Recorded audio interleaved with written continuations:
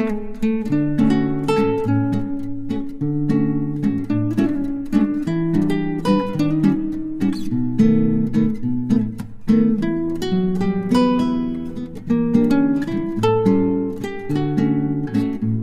అండి, నమస్తే. Welcome back to my channel Samyu vlogs.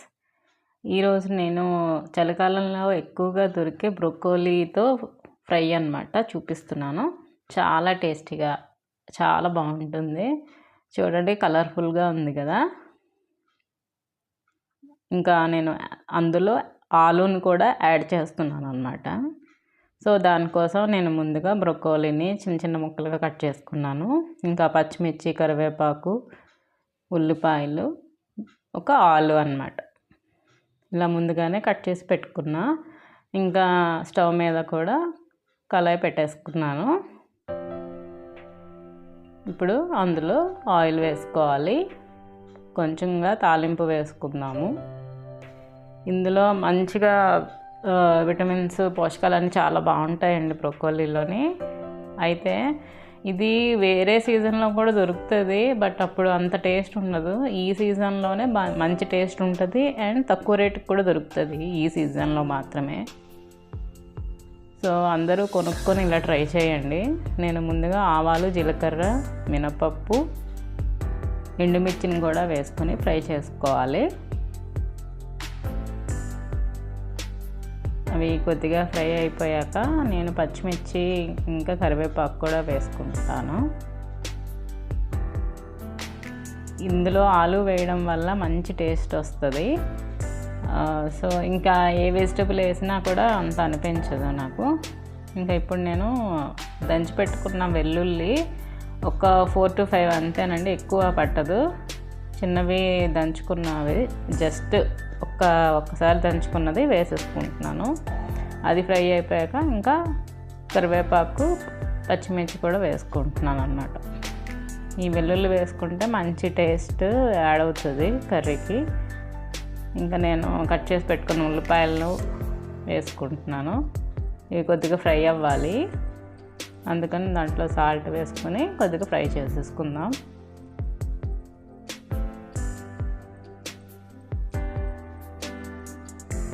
ఇంకా అది కొద్దిగా ఫ్రై అయ్యాక నేను బంగాళదుంపని కూడా వేసుకున్నాను. ఇంకా బ్రొకోలీ కూడా వేసేసుకుంటున్నా.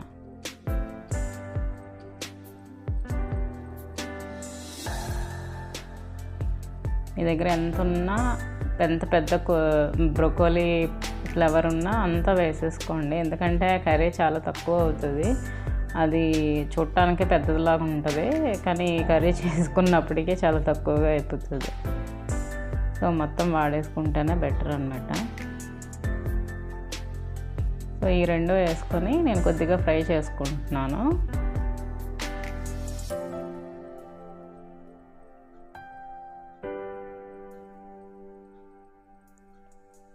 ఇంకా తర్వాత అందులో కొద్దిగా సాల్ట్, పసుపు వేసుకోవాలి.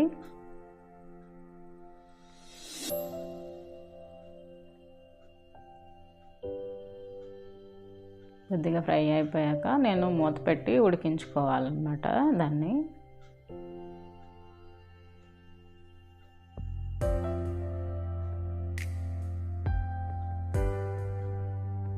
ఇప్పుడు ఒక 10 నిమిషాల తర్వాత నేను ఓపెన్ చేస్తే కొంచెం మగ్గిందండి.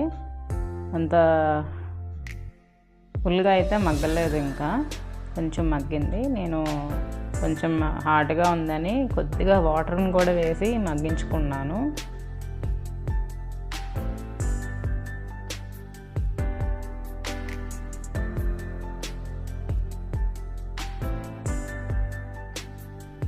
ఇప్పుడు కొద్దిగా టేస్ట్ చూసుకొని మీకు ఎప్పుడు ఉప్పు సరిపోలేదు అంటే అది కూడా వేసేసుకోండి. ఇంకా ఇప్పుడు చూస్తే మొత్తం బాగా ఉడికిపోయింది. ఇప్పుడు నేను కారాన్ని వేసుకుంటున్నాను. మసాలా కారం ఉంటుంది కదా, అది వేసుకోవచ్చు. ఇంకా అది ఇంకా ఇక్కడ గేమ్ చేంజర్ ఏంటంటే ధనియాల పౌడర్ అన్నమాట. ధనియా పౌడరు అది కూడా నేను అది చిన్న స్పూన్ అండి, ఒక 1 స్పూన్ అంతే వేసుకున్నాను. మంచి టేస్ట్ వస్తుంది ఈ ధనియా పౌడర్ వల్ల, ఇంకా వెల్లుల్లి వల్ల మంచి టేస్ట్ వస్తుంది ఫ్రైకి. తప్పకుండా మీరు మర్చిపోకుండా వేసుకోండి, చాలా బాగుంటుంది. ఇంకంతా బాగా కలిపేసుకొని ఒక్క నిమిషం ఉడికించుకుంటే అయిపోయినట్టేనండి. ఎంతో టేస్టీగా ఉండే బ్రొక్కలి ఫ్రై ఆలూతోని చాలా టేస్టీగా ఉంటుంది, చాలా బాగుంటుంది. మీరందరూ తప్పకుండా ట్రై చేయండి. చాలా మంచిది కూడా హెల్త్కి, పిల్లలు కూడా బాగా తింటారు. తప్పకుండా ట్రై చేయండి. సో అదండి ఈరోజు బ్లాగ్. మళ్ళీ వచ్చే బ్లాగ్లో మళ్ళీ కలుద్దాం. అంతవరకు bye, thank you, take care. Please subscribe my channel. మీకు కనుక నా వంటలు అన్నీ నచ్చినట్లయితే నాకు ఆ వీడియో కింద లైక్ చేయండి, షేర్ చేయండి, సబ్స్క్రైబ్ చేసుకోండి. మళ్ళీ వ్లాగ్లో మళ్ళీ కలుద్దాం.